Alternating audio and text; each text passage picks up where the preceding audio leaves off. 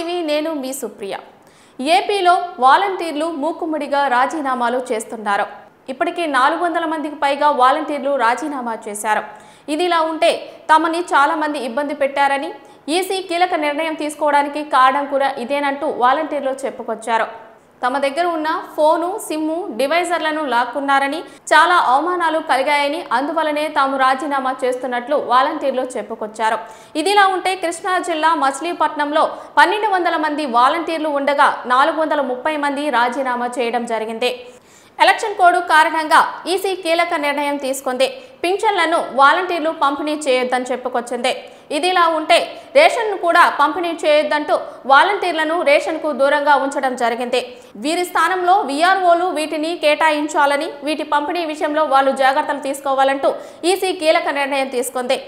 ఇక మిగిలిన విషయాలకు వెళ్ళినట్లయితే గత 50 నెలలుగా లబ్ధిదారుల ఇంటికే సంక్షేమ పథకాలు అందజేసి నిస్వార్థ సేవలు చేశామని రాజీనామా లేఖలో వాలంటీర్లు పేర్కొన్నారు. ఎలాంటి రాజకీయాలకు ప్రభావితం కాకుండా ప్రజలకు సేవలు అందిస్తున్నామన్నారు.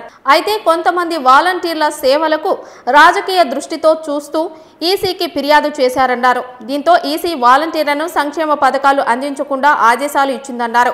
ఈ చర్యలతో తామంతా మనస్తాపానికి గురై రాజీనామాలు చేస్తున్నామని వాలంటీర్లు లేఖల్లో పేర్కొన్నారు. వాలంటీర్లు అధికార వైసీపీకి అనుకూలంగా వ్యవహరిస్తున్నారని, ప్రత్యక్షంగా వైసీపీ నేతలతో కలిసి ప్రచారాల్లో పాల్గొంటున్నారని ప్రతిపక్ష పార్టీలు ఈసీకు ఫిర్యాదు చేశారు. దీంతో పాటు వాలంటీర్లను ఎన్నికల విధులకు పూర్తిగా దూరంగా ఉండాలని హైకోర్టులో పిటిషన్లు దాఖలయ్యాయి.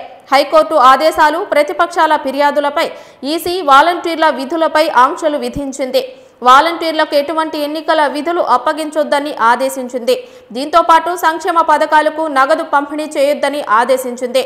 ఎన్నికల కోడ్ ముగిసే వరకు వాలంటీర్లను నగదు పంపిణీకి దూరంగా ఉంచాలని తెలిపింది.